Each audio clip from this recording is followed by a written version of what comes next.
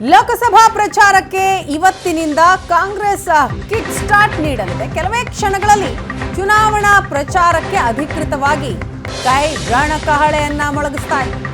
ಕೋಲಾರದ ಕುರುಡುಮಲೆ ದೇವಸ್ಥಾನದಿಂದ ಪ್ರಚಾರಕ್ಕೆ ಚಾಲನೆ ಸಿಗುತ್ತೆ. ಸಿಎಂ ಸಿದ್ದರಾಮಯ್ಯ, ಡಿಸಿಎಂ ಡಿಕೆ ಶಿವಕುಮಾರ್ನಿಂದ ಪ್ರಚಾರಕ್ಕೆ ಅಧಿಕೃತವಾಗಿ ಚಾಲನೆ ಸಿಗುತ್ತೆ. ಪ್ರಜಾಧ್ವನಿ 2.0 ಹೆಸರಿನಲ್ಲೇ ಲೋಕಸಭಾ ಚುನಾವಣಾ ಪ್ರಚಾರ. ಬೆಂಗಳೂರಿನಿಂದ ಒಟ್ಟಿಗೆ ತೆರಳುತ್ತಾರೆ ಸಿಎಂ ಹಾಗೂ ಡಿಸಿಎಂ. ಮೊದಲ ಹಂತದ 14 ಕ್ಷೇತ್ರಗಳಲ್ಲಿ ಸಿಎಂ ಡಿಸಿಎಂ ಪ್ರಚಾರವನ್ನ ಮಾಡ್ತಾರೆ. ಒಗ್ಗಟ್ಟಿನ ಪ್ರಚಾರವನ್ನ ಮಾಡಲಿದ್ದಾರೆ ಉಭಯ ನಾಯಕರು. ಅವಶ್ಯಕತೆ ಇರುವ ಕ್ಷೇತ್ರಗಳಲ್ಲಿ ಮಾತ್ರ ಪ್ರತ್ಯೇಕ ಪ್ರಚಾರ.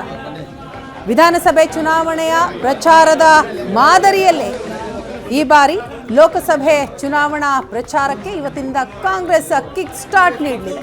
ಇನ್ನೇನು ಕೆಲವೇ ಕ್ಷಣಗಳಲ್ಲಿ ಚುನಾವಣಾ ಪ್ರಚಾರಕ್ಕೆ ಅಧಿಕೃತವಾಗಿ ರಣಕಹಳೆಯನ್ನ ಮೊಳಗಿಸ್ತಾರೆ ಕಾಂಗ್ರೆಸ್ನ ನಾಯಕರು.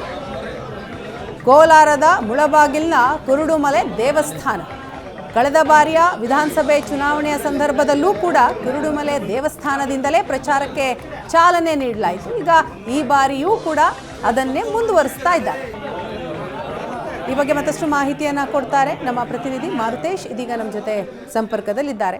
ಮಾರುತೇಶ್, ವಿಧಾನಸಭೆ ಚುನಾವಣೆಯ ಸಂದರ್ಭದಲ್ಲೂ ಕೂಡ ಕುರುಡುಮಲೆ ದೇವಸ್ಥಾನದಿಂದಲೇ ಪ್ರಚಾರವನ್ನು ಆರಂಭಿಸಿತು ಕಾಂಗ್ರೆಸ್.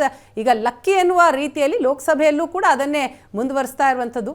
ಸೊ ಎಷ್ಟೊತ್ತಿಗೆ ಪ್ರಚಾರಕ್ಕೆ ಅಧಿಕೃತವಾಗಿ ಚಾಲನೆ ಸಿಗತ್ತೆ? ಯಾರೆಲ್ಲ ಇರ್ತಾರೆ? ಏನೆಲ್ಲ ಮಾಹಿತಿಗಳಿದೆ?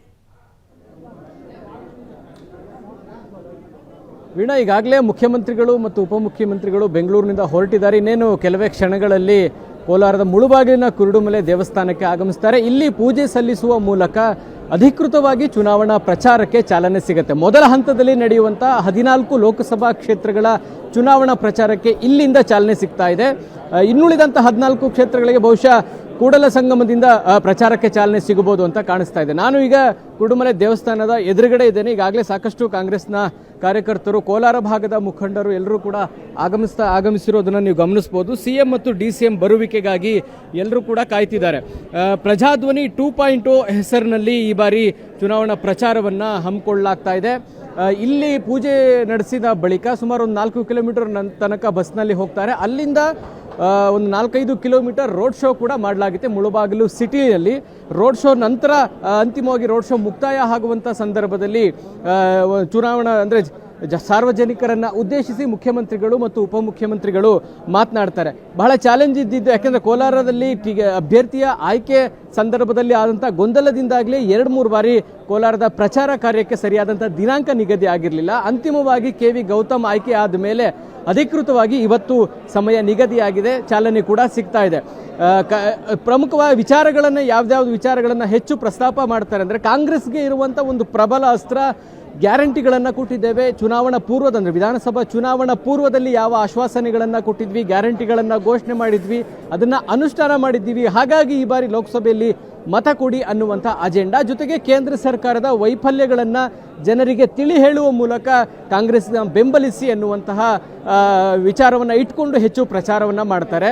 ಇನ್ನೊಂದು ಬಹಳ ಪ್ರಮುಖವಾಗಿರುವಂಥ ವಿಚಾರ, ಕೋಲಾರ ಭಾಗದಲ್ಲಿರುವಂಥ ರಮೇಶ್ ಕುಮಾರ್ ಅಂಡ್ ಮುನಿಯಪ್ಪ ಟೀಮ್ ಇಬ್ಬರು ಕೂಡ ಈ ಪ್ರಚಾರ ಕಾರ್ಯದಲ್ಲಿ ಭಾಗಿಯಾಗಿ KV ಗೌತಮ್ ಅವರಿಗೆ ಎಷ್ಟರ ಮಟ್ಟಿಗೆ ಗೆಲುವಿಗೆ ಸಹಕಾರಿ ಆಗ್ತಾರೆ ಅನ್ನೋದು ಕಾದು ನೋಡಬೇಕು. ಹಾಗಾಗಿ ಇವತ್ತಿನ ಪ್ರಚಾರಕ್ಕೆ ಇಬ್ಬರು ನಾಯಕರು ಆಗಮಿಸ್ತಾರ ಅನ್ನುವಂಥ ಕುತೂಹಲ ಅಂತೂ ನಿಶ್ಚಿತವಾಗಿಯೂ ಕಾಂಗ್ರೆಸ್ನ ಕಾರ್ಯಕರ್ತರಲ್ಲೂ ಇದೆ. ಸಹಜವಾಗಿ ನಮಗೂ ಕೂಡ ಆ ಒಂದು ನಿರೀಕ್ಷೆ ಇದೆ. ಯಾಕೆಂದರೆ ಟಿಕೆಟ್ ಹಂಚಿಕೆಯಲ್ಲಿ 2 ಬಣಗಳ ನಡುವೆ ಆಗಿದ್ದಂತಹ ಜಗಳವನ್ನು ನೋಡಿದ್ರೆ ಒಂದು ತಾರಕಕ್ಕೆ ಹೋಗಿತ್ತು.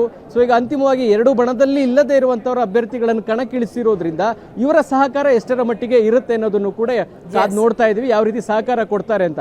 ಸೊ ಸಿಎಂ ಡಿಸಿಎಂ ಇನ್ನೇನೋ ಒಂದು ಕೆಲವೇ ಕ್ಷಣಗಳಲ್ಲಿ ಆಗಮಿಸ್ತಾರೆ. ಪೂಜೆ ಬಳಿಕ ಪ್ರಚಾರ ಶುರುವಾಗುತ್ತೆ. ವೀಣಾ, ಥ್ಯಾಂಕ್ ಯು ಮಾರುತೇಶ್ ತಮ್ಮ ಮಾಹಿತಿಗಾಗಿ.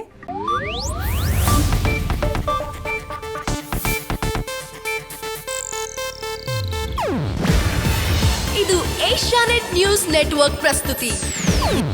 ನೀವು ನೋಡ್ತಿದ್ದೀರಾ ಏಷ್ಯಾನೆಟ್ ಸುವರ್ಣ ನ್ಯೂಸ್.